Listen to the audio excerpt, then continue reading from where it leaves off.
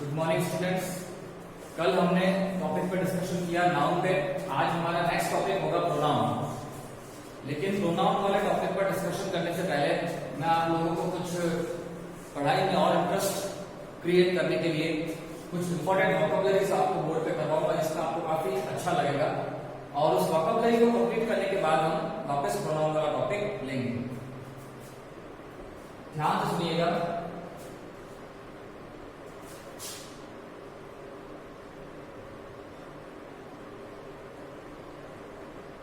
Vocabulary शब्दकोश, कुछ ऐसे वर्ड्स जो दिखने में सिमिलर लगते हैं या फिर रिलेटेड वर्ड्स जो आपस में संबंधित वर्ड्स होते हैं, को रिलेटेड वर्ड्स, उनकी वोकैबुलरी मैं आपको करवाऊंगा और काफी अच्छी है, काफी इंटरेस्टिंग है। और इसके बाद हम नेक्स्ट टॉपिक हमारा शुरू करेंगे पार्ट्स ऑफ स्पीच का, जिसको हम कहते हैं प्रोनाउन। ओके, जैसे हम अगर बात करें लीव, वैकेशन एंड हॉलीडे, इन तीनों में क्या डिफरेंस है? तीनों वर्ड्स छुट्टी से संबंधित हैं, छुट्टी का बोध करवाते हैं कि छुट्टी। लेकिन लीव का मतलब होता है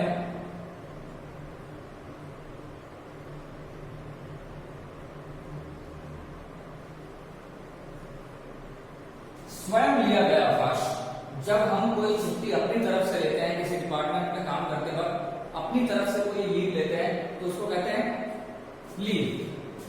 वैकेशन का मतलब होता है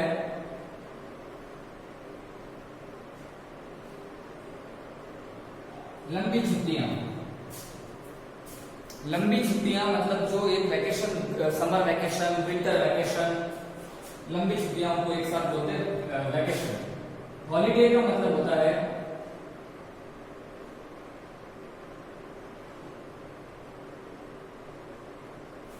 अवकाश।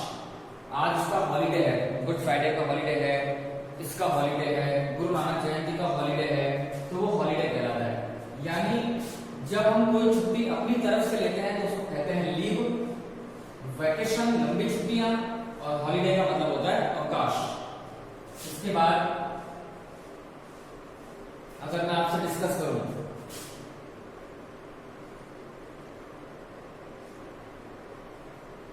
फ्लाईओवर, फ्लाईओवर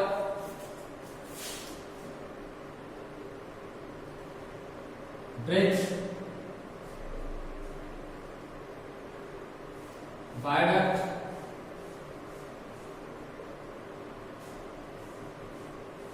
और ड्रॉब्रिज, इन चारों वर्ड्स में क्या डिफरेंस है?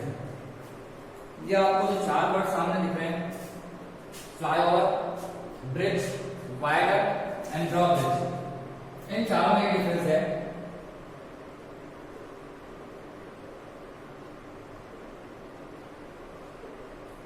जो पुल सड़क पर बना होता है, सड़क पर बने हुए पुल को बोलते हैं फ्लाईओवर। ब्रिज का मतलब पानी पर कोई पुल होता है तो उसको बोलते हैं ब्रिज, ब्रिज। वायडक्ट, इसका मतलब होता है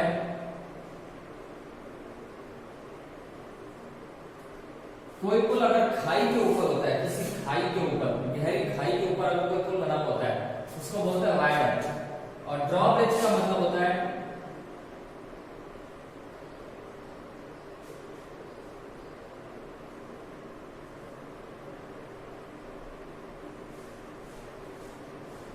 पानी के ऊपर एक तो खुलने वाला पुल नहीं होता है, जो ओपन होता है एकदम से, फिर उसमें से कोई जाती है जहाज, फिर एकदम से वो बंद हो जाता है, तो उसको बोलते हैं ड्रॉब्रिज। तो ये चार आप ध्यान रखें, flyover, bridge, viaduct and drawbridge. Leave, vacation, holiday, ये सारे को रिलेटेड वर्ड्स हैं, एक दूसरे से जुड़े हुए वर्ड्स हैं। ठीक है, थोड़ा इंटरेस्ट आएगा आपको पढ़ने में और इनको अच्छे से लर्न करेंगे तो और भी आपके लिए बढ़िया रहेगा। ठीक है, इसके बाद नेक्स्ट देखिए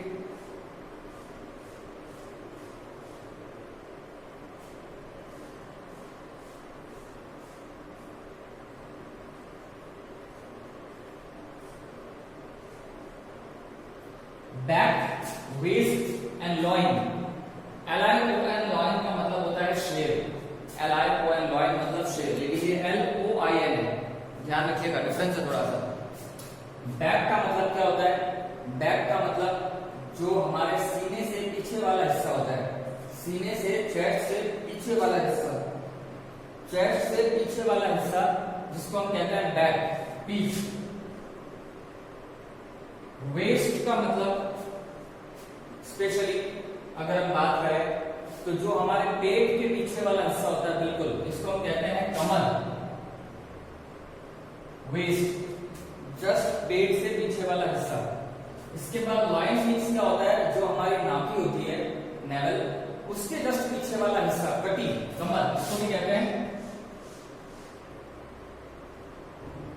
यानी याद रखें, तीनों के लिए अलग अलग वर्ड्स हैं। चेस्ट के पीछे वाला जो पोर्शन है उसको हम कहते हैं पीठ यानी बैक, एंड स्टमक के पीछे वाला जो पोर्शन है उसको हम कहते हैं कमर, यानी कि वो भी एक तरीके से वेस्ट है।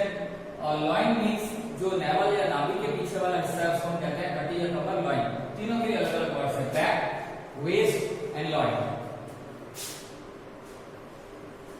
इसके बाद में आप खास तौर पर ध्यान देंगे, एक जो इंपॉर्टेंट वर्ड्स आपके सामने लेके आ रहा हूं, यहाँ पे हमने डिस्कस किया है कि ये तीनों का आपस में रिलेशन है। यहाँ पे भी चार का आपस में रिलेशन है, यहाँ पे भी तीन का आपस में रिलेशन है।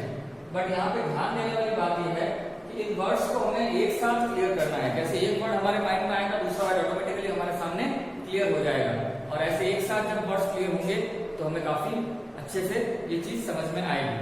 अब मैं जो आपको चीज बता रहा हूँ, यहाँ पे हम ध्यान देंगे थोड़ा सा कि वर्ड्स कुछ ऐसे होते हैं जो नाउन का भी कार्य करते हैं और वर्ब का भी कार्य करते हैं। अब कैसे, ध्यान दीजिएगा, हमारे जो बॉडी पार्ट्स हैं उसमें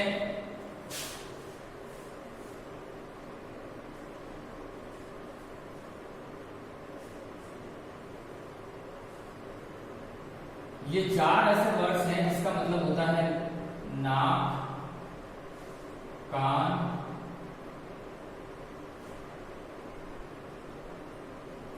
आंख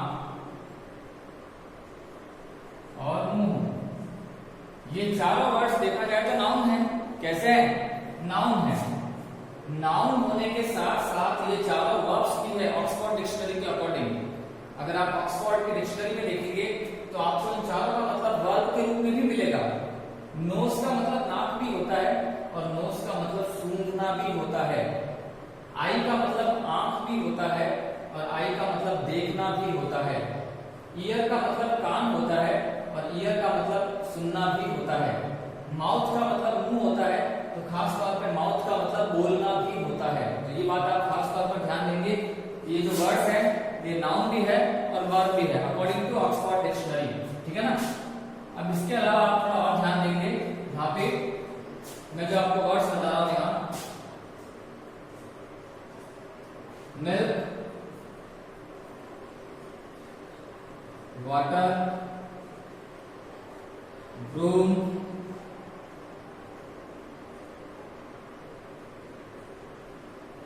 garland, milk, water, broom, garland,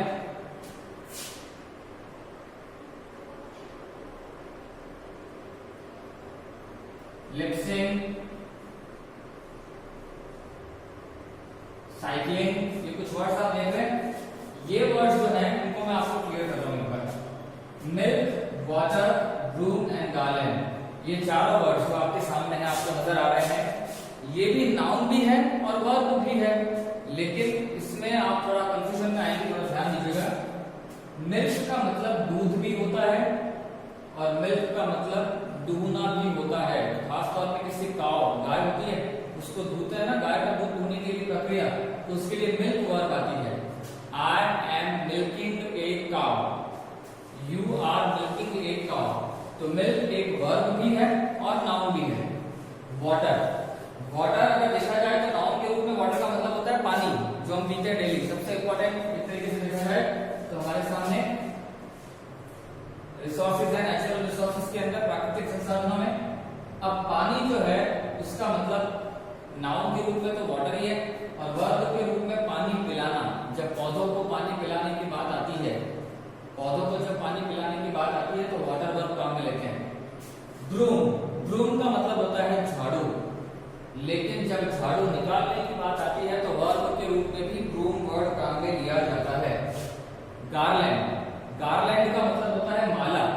लेकिन जब हम खास तौर पे किसी अतिथि का स्वागत करते हैं तो उसको माला पहनाने के लिए भी गार्लैंड वर्ड का ही यूज किया जाता है। लिपसिंग, लिपसिंग का मतलब होता है लिप्स, आपको पता चल रहा है लिप्स से ही वर्ड बन रहा है। लिपसिंग का मतलब आवाज की नकल करना या फिर खास तौर पे नकल करके बोलना किसी के। लिपसिंग जैसे हम नहीं बोलते पीछे पीछे लिपसिंग करते हैं और ये आवाज किसी और को चल रही है बस केवल होठों को हिलाते हैं उसकी आवाज उसके एक्सप्रेशन को मैच करने के लिए लिपसिंग करते हैं। साइकिलिंग, साइकिल चलाना, साइकिलिंग, तो ये कुछ वर्ड्स ऐसे हैं जो सिमिलर हैं इसके तौर पे। और ये चार वर्ड्स जो हैं ये नाउन भी है और वर्ब भी है। तो इस बात का आप लोग खास तौर पे ध्यान दें कि इनमें आपको किस तरीके से इनको समझना है। ठीक है,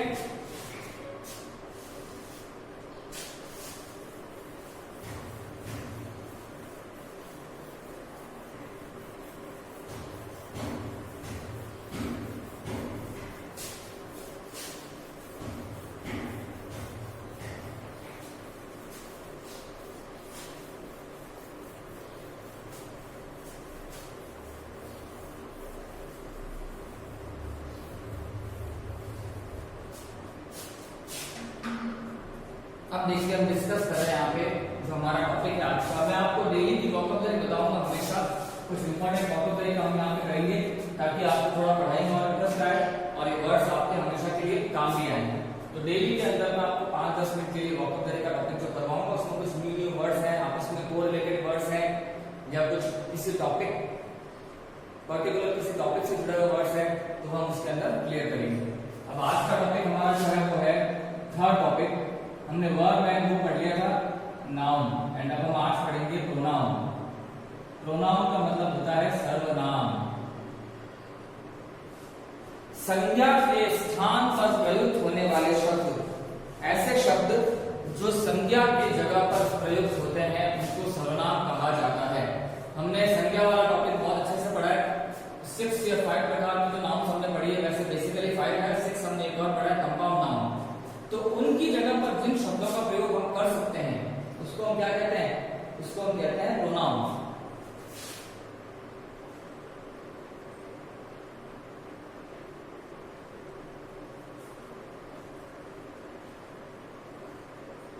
डेफिनेशन, परिभाषा, एक pronoun is a word which is used in place of noun। Simple से परिभाषा है, एक सर्वनाम वह शब्द है जिसका प्रयोग किया जाता है संज्ञा की जगह पर। संज्ञा के स्थान पर प्रयुक्त होने वाले शब्द सर्वनाम कहलाते हैं। ये जो टॉपिक हम कर रहे हैं इंग्लिश के बिगिनिंग से पार्ट्स ऑफ स्पीच वाला टॉपिक जो है ये सभी के लिए इंपॉर्टेंट है। 6th class to 12th class सभी के लिए ग्रामर बहुत जरूरी है और मैं वही टॉपिक आपको ग्रामर में करवा रहा हूँ यहाँ पर जो हमारे लिए अत्यंत आवश्यक है और बहुत एसेंशियल है। अब यहाँ पे जो आपके सामने प्रोनाउन है, इस प्रोनाउन में अगर आप देखेंगे तो आपको क्लियर होगा कि a pronoun is a word which is used in place of noun. Nouns की जगह पे यूज किए जाने वाले शब्द हैं या नाउन्स की जगह पे प्रयोग किए जाने वाले शब्द जो हैं वो प्रोनाउन कहलाते हैं। पर यहाँ पे हमें बात का ध्यान देना है कि प्रोनाउंस होते कितने हैं संख्या में। बहुत से लोग कहते हैं 6, 8, 11, 12, 9, 10, बट हम यहाँ पे 12 टाइप्स के प्रोनाउन का डिस्कशन करेंगे। कितने? There are 12 types of pronouns in English। English में 12 प्रकार के सर्वनाम का हम यहाँ पे जिक्र करेंगे, उनको हम यहाँ पे मेंशन करेंगे और एक एक करके उनके बारे में संक्षिप्त में थोड़ा सा पढ़ेंगे और कल हम इनको पूरा विस्तार से पढ़ेंगे वन बाय वन एक एक प्रोनाउन को। ध्यान से सुनिएगा। Number 1,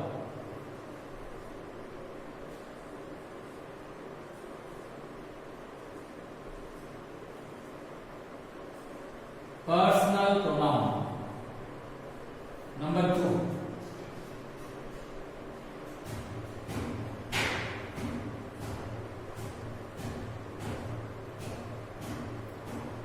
reflexive pronoun number 3,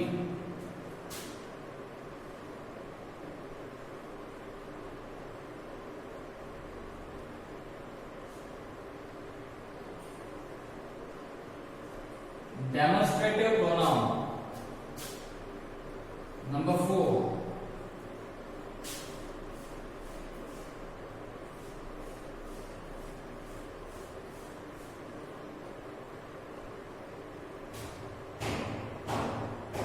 indefinite pronoun number 5,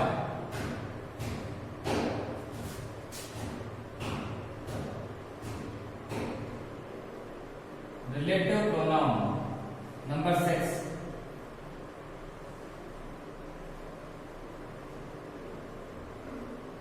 possessive pronoun number 7,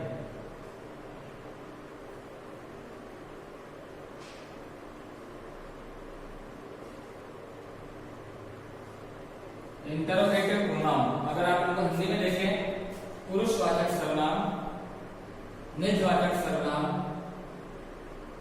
निश्चयवाचक सर्वनाम, अनिश्चयवाचक सर्वनाम, संबंधवाचक सर्वनाम, प्रश्नवाचक सर्वनाम और यहाँ पे ये स्वर्थबोधवाचक सर्वनाम, स्वयं का बोध करवाने वाला सर्वनाम।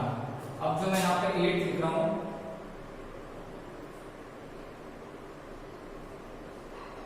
Emphatic pronoun. एम्फेटिक का मतलब होता है दृढ़ता सूचक, दृढ़ता का बोध करवाने वाला सर्वनाम। ये 8 आपके सामने है। हिंदी में तो हम केवल 6 ही पढ़ते हैं। 9th,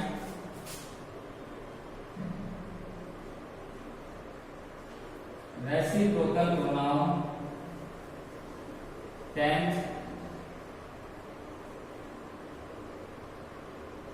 impersonal pronoun,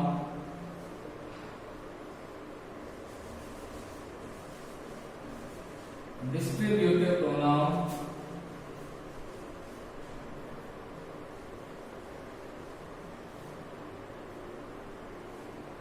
exclamatory pronoun. ये 12 प्रकार से सर्वनाम के बारे में मैंने आपको यहाँ पे बताया और आप इनको पूरा अच्छे से विस्तार से पढ़ेंगे, एक करके। थोड़ा सा मैं आपके सामने क्लियर करना चाहूंगा, एक को पूरा विस्तार से अंदर पढ़ेंगे, डिटेल में पढ़ेंगे पूरा अच्छे से। और यहाँ पे जो डिस्कशन है मैं आपके सामने करना चाहूंगा, ध्यान से सुनिएगा। वो प्रोनाउन का मतलब होता है सर्वनाम। प्रोनाउन एक ऐसा शब्द होता है, सर्वनाम एक ऐसा शब्द होता है जो यूज किया जाता है नाउन की जगह पर, संज्ञा की जगह पर। अब किस प्रकार उसका यूज नाउन के स्थान पर करते हैं, तो उसको समझने के लिए हमको एक बार इसके टाइप्स पर गौर करना पड़ेगा कि कितने सर्वनाम होते हैं, कौन कौन से सर्वनाम होते हैं। 12 प्रकार के सर्वनाम मैंने आपको इंग्लिश में बताए हैं, जबकि हिंदी भाषा में केवल 6 प्रकार के सर्वनाम होते हैं। पर्सनल प्रोनाउन, जिसको हिंदी में कहा जाता है, अगर आप देखें इसको ढंग से,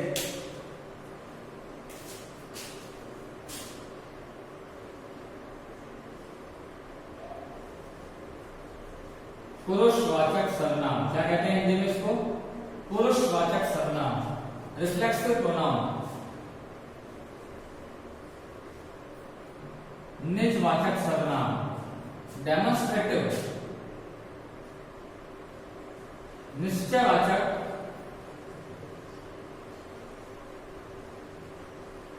या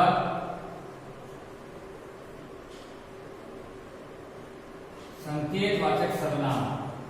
indefinite pronoun, अनिश्चयवाचक,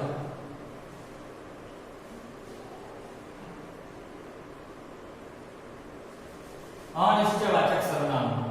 relative pronoun, relative pronoun का मतलब क्या है? संबंधवाचक सर्वनाम। पॉसेसिव,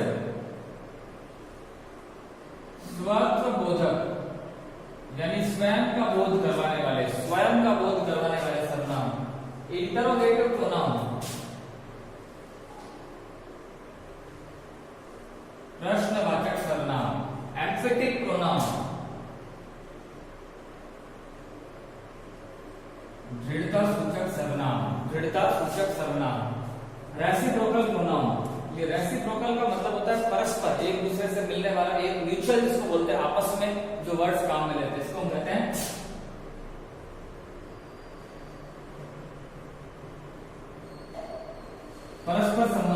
सर्वनाम। इम्पर्सनल प्रोनाउन जो है ये खास तौर पे अव्यक्त होता है, इसको हम व्यक्त ही नहीं कर सकते इस प्रोनाउन के अंदर। ये पर्सनल नहीं होता है। इम्पर्सनल का मतलब जिस सर्वनाम को आप व्यक्त नहीं कर सकते, इट के रूप में ही आता है। किसके रूप में ही आता है? ये आता है इट के रूप में।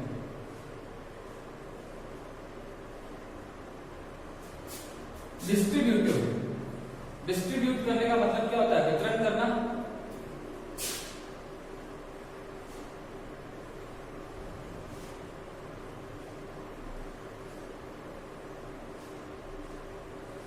वितरण संबंधी सर्वनाम डिस्ट्रीब्यूट।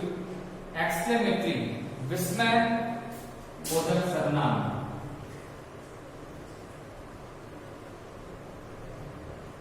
विस्मय बोधक सर्वनाम। आप बात तो समझ रहे होंगे भली भांति, इसको आप थोड़ा ध्यान से देखेंगे। हम वन बाय वन सारे टॉपिक पढ़ेंगे, इसके अंदर एक एक करके पूरा एक एक पॉइंट के ऊपर डिस्कस करेंगे।